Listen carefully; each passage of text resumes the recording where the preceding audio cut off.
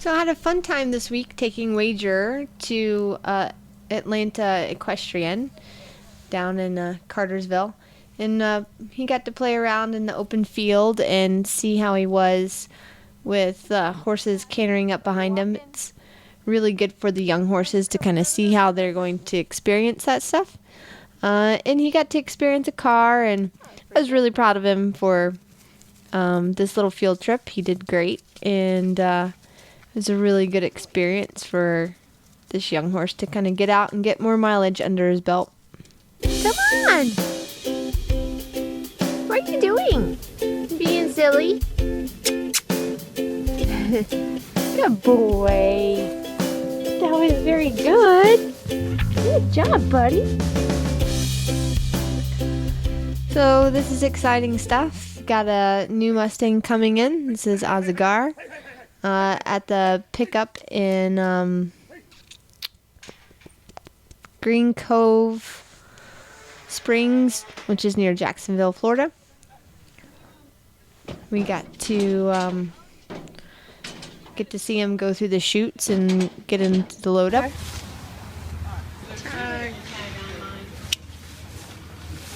All right, we're ready. We're ready. It's always a really exciting time when you get to finally pick up the Mustang that you have been looking at. And this is for a client of mine who is really excited and has always wanted a Gorilla Mustang. And he's actually from the Kiger HMA.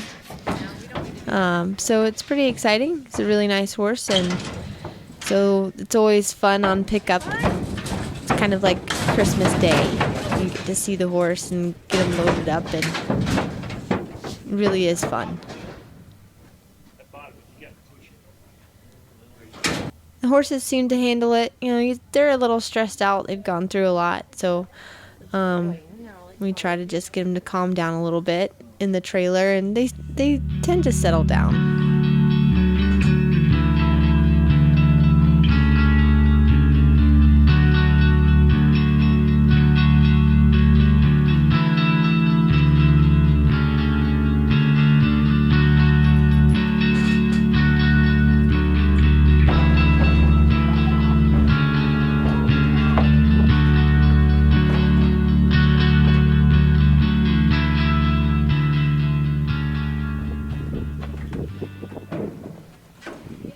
So for this arrival in pickup was probably the toughest pickup I've had as far as weather is concerned.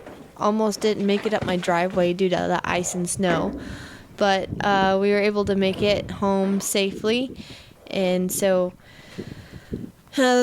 biggest thing I like to do when I get a Mustang in is I immediately go in, because I want them to associate me with their new surroundings. So I want them to kind of learn to associate me and get comfortable with me. And as you see here, I'm starting to work on this horse's draw a little bit. He is a 9-year-old, and he did have his own band. I believe I think he was a lieutenant stallion. I'm not sure. So with these older guys, they are wild, and you have to give them the respect. And so he's got a fairly large bubble right now that he is allowing me in, and so I'm adding a little bit of pressure, and then when he looks at me, I back away.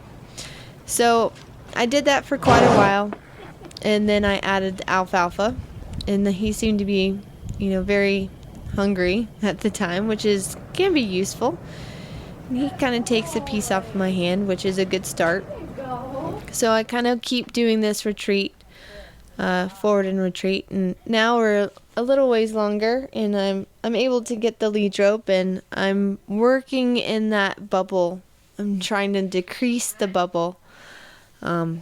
Oftentimes, too, with the older ones, they kind of make it clear when they don't want you in their space. So you have to, at that time, I think we'll see he will actually try to nip at my hand because he's trying to assert a little bit of control. So it's just staying patient, staying calm, making sure I have the right energy. And also, when they start to assert a little bit, you have to kind of stand your ground and not back away. That is very key, to not back away when they're showing a little bit of aggression, which it was very, very minor when he did it. So I just go back. I'm staying in the bubble. He's licking and chewing. It's more so a little bit of a nervous lick and chew, but he's starting to relax and drop his head a little bit. So I tried to reward him by backing off. And again, there's a lot of just repetition, retreating, coming back and going into that space. He's doing well at not snorting so much. Sometimes they can be super flinchy, and every horse's personality is a little bit different. So I'm just trying to show him that it's okay, that I'm calm. And this is actually the first touches, which are really important, and to reward those. So if you notice, his halter is a little loose. So I'm starting to prepare him so I can fix his halter. So I'm starting to mess with the halter a little bit, with the lead shank, trying to make sure I can get in that space there. And so I start adding a little bit of two hands, and that kind of makes him uncomfortable. So I put a little pressure on the halter, see if he'll come towards my hand, and that's where he starts to come at me, and I just boink him on the nose a little bit right there, and no, you're not allowed to do that. And so this is very, very important in the beginning stages with the Mustang. You're setting down your ground lines, your base and foundation of the respect that you two kind of have for each other. So it really is a dance. And yeah, I'm mainly staying on the left side right now just because we're both more comfortable with that side currently, but it is important to address the right side as well. And when you do that, it's a whole new baseball game. But again, I'm bumping the halter every now and then, kind of going in, seeing if I can touch him. Now he's letting me kind of move the halter a little bit, and it's important to take some deep breaths, as you see I'm doing, making sure you yourself are in a good state of mind and 100% focusing. These are wild animals, and again, it's very important to respect them for that. So I'm able to touch him, and I'm just building upon kind of the foundations that I've set up throughout the day. And my goal is to fix his halter because it has gotten a little bit loose. But now he's letting me rub his neck. It's really, really good. And so I decided to make him move his feet a little bit, kind of redirect the energy some.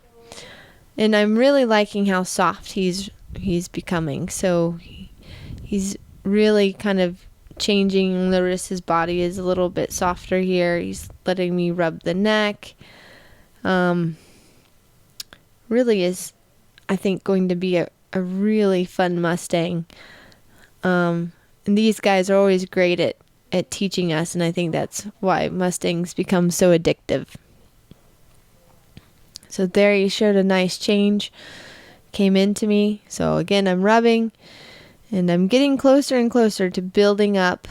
So now I'm going to start moving that halter around. Got to come up with the two hands, and he lets me. So this is a big deal. This is day one on a 9-year-old who was a stallion 2 months ago, not even. And he's letting me, with two hands, kind of come up at his face near his throat latch. So I was really proud of him for that moment. And so here I'm just asking him to move off the halter a little bit. And I go back to rubbing in that space. Again, there's tons and tons of retreats, and I go out and I leave him and I come back. It's all this repetition, letting him build upon that I'm not a threat. And I was really happy I could rub him to about his withers. That's about all I wanted to. I didn't want to push for too much. He gave me a fair amount in this day. And the trick is trying to find out where they're comfortable. So I started off, some don't like you to touch their face. Some want you to touch the shoulders first. But he kind of wants his face rubbed a little bit. So I kind of took advantage of that.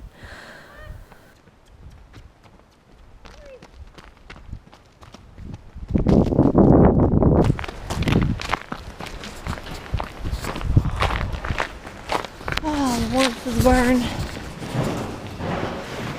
Look at how dirty you got. Silly gray horse. Seriously? You have icicles on your back legs.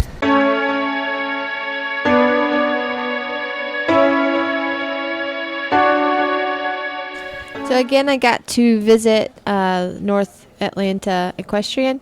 It was great. My buddy Stan Smith, he's a fellow Mustanger, was there. And I've been taking advantage of him being there with his nice horse Black. We're ponying Sparks here, and it's really, really vital and has been helping build his confidence up and helping correct the bolting issues that I've been having. Because if he starts to get nervous, Stan can kind of correct him a little bit with the halter. And he's not able to get into that state of mind. So this has been very beneficial. This is, I believe, the second time I was able to be ponied by Stan. So it's just, again, the repetition and getting him to relax and learn to trust, and it's been great.